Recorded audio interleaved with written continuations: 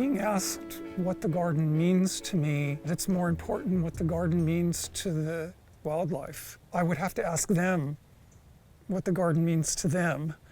And if I would imagine them answering that this is a refuge and a source of nourishment, my garden means a lot to me because it means a lot to them.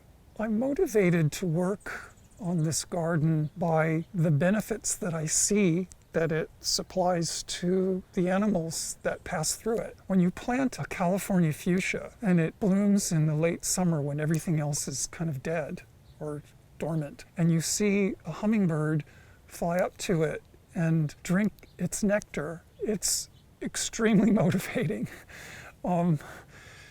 It's an epiphany. And it inspires me to do the hard work. So if you balance out the drudgery with those moments of grace that occur in a native garden, I think on balance, it's definitely worth it.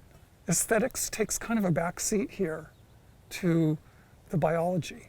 Aesthetic decisions are secondary to kind of biological. The vast majority of the plants that I've planted are local to this area. So for me, one of the biggest challenges is finding a plant palette that is kind of faithful to my overarching narrative of this being a garden of local native plants, kind of running that through the prism of what's best for that particular plant in that particular place. I need to find plants that satisfy kind of both aspects at the same time. The underlying or overarching theme of this garden is that nearly every plant that I plant here, I've been able to document in some way that it belongs here, on this spot, in this area of the city, on this point on the map. One of my most important resources was a study that was done a few years ago about the plants of the Verdugo Mountains and San Rafael Hills, which are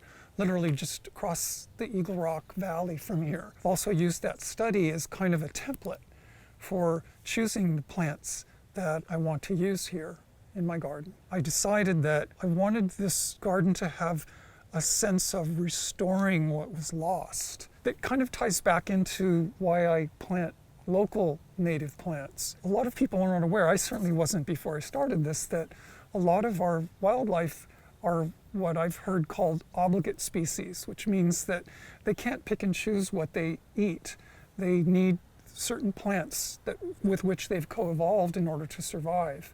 By planting these plants and allowing them to reproduce in their environment, you're helping to lift this beleaguered planet out of crisis. One can say, well, what is my garden going to change? But one has to think in terms of a global collective movement of people deciding that they are going to plant the plants that grow where they live.